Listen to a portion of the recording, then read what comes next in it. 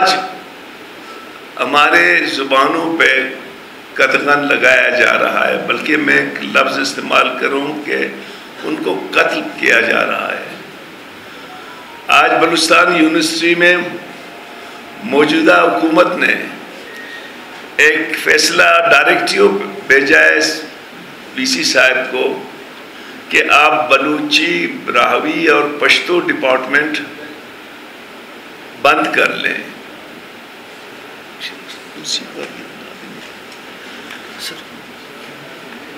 Pashto department بند کر لیں اور ان کو مرج کر لیں، ایک نیا اس میں بنا دیں کہ یہ جو ہے institute for languages, literature and languages,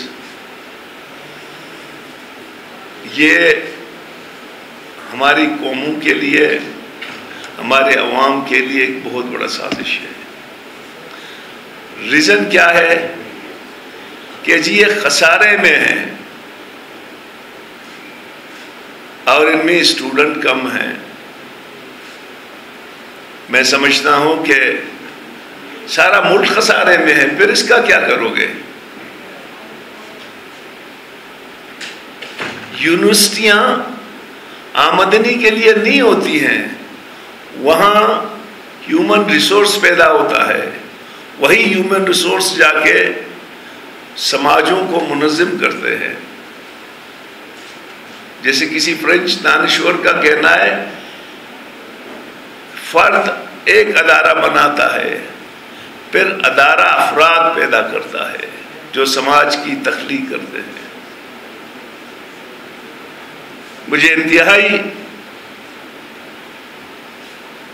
افسوس کے ساتھ کہنا پڑتا ہے،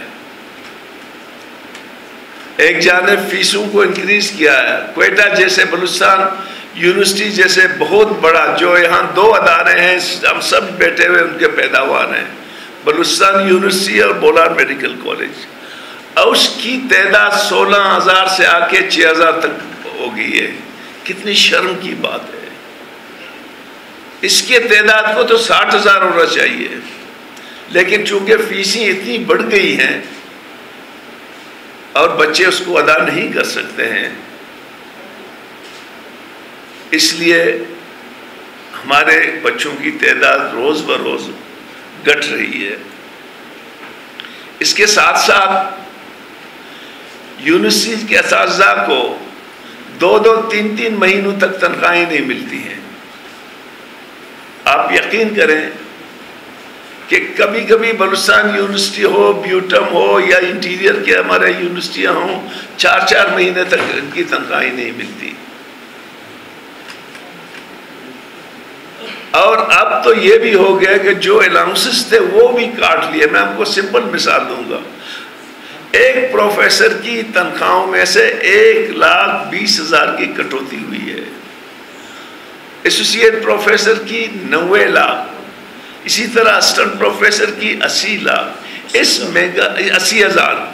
اس مہنگائی میں تنخواہیں بڑھنی چاہیے، اب ایک تو ان کو کم کر رہے ہو۔ یہ جو میں نے وہاں پہ عرض کی تھی کہ جی یہ آپ، ہائی کورٹ نے فیصلہ کیا ہے کہ آپ کسی بھی ڈپٹی کمشنر اور کمشنر کو پروجیکٹ ڈائریکٹر نہیں بنا سکتے۔ ہائی کورٹ بلوچستان کا فیصلہ ہے، لیکن ہم نے 23 ارب روپے جا کے جو ہے نا ڈپٹی کمشنروں کو دی ہیں۔ میں بجٹ کے دن چیختا رہا، چلاتا رہا، خدا کے لیے یہ پیسے انڈومنٹ فنڈ میں یونیورسٹیوں کو دے دو۔ ہم گئے تھے امریکہ میں، سین فرانسسکو میں ایک یونیورسٹی تھا، اس کو ایک سرمایہ دار نے 60 ارب روپے دے دیے، وہ 60 ارب ڈالر سے وہ یونیورسٹی چل رہا تھا۔ اگر ہماری تمام یونیورسٹیوں کو ہر سال 5-5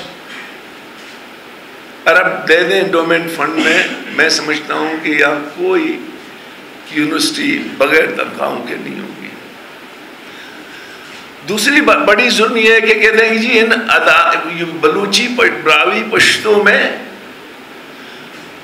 اسٹوڈنٹ کم ہے۔ بھائی آپ انسینٹیو تو دے دو نا۔ ہم نے پہلے آتے ہی 2013 میں قانون سازی کی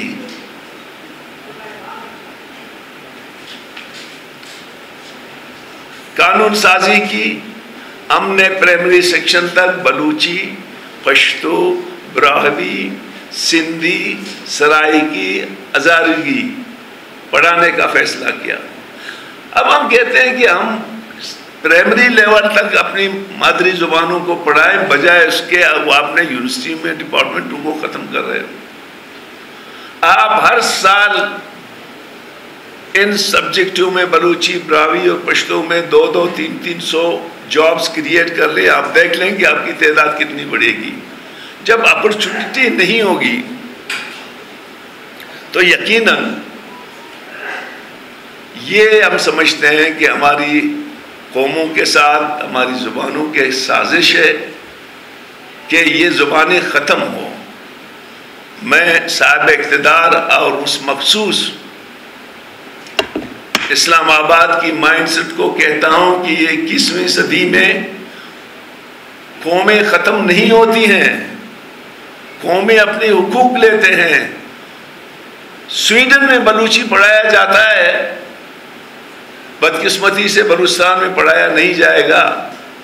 براہوی تو صرف ایک بلوچستان یونیورسٹی میں پڑھایا جاتا ہے، اگر آپ اس کو ختم کریں گے اس سے کتنا ظلم ہوگا۔ پشتو کو آپ بلوچستان میں ختم کریں گے، آپ کیا میسج دینا چاہتے ہیں؟ آج پنجاب میں پنجابی پڑھایا جا رہا ہے، خیبر پختونخوا میں پشتو پڑھایا جا رہا ہے، سندھ تو بہت آگے ہے۔ کیا گناہ ہم نے کی ہے؟ تو میں سنجیدگی سے گورنر بلوچستان سے، وزیر اعلیٰ بلوچستان سے اپیل کرتا ہوں کہ آپ اپنا یہ فیصلہ واپس لے لیں، نہیں تو نیشنل پارٹی اپنی زبانوں کو، قومی تشخص کو بچانے کے لیے جمہوری انداز پہ جتنا جدوجہد کر سکتا ہے وہ کرے گا، اور ہم کسی صورت میں بلوچی، براہوی اور پشتو ڈپارٹمنٹ کو بند ہونے نہیں دیں گے۔ یہ ان کی غلط فہمی ہے۔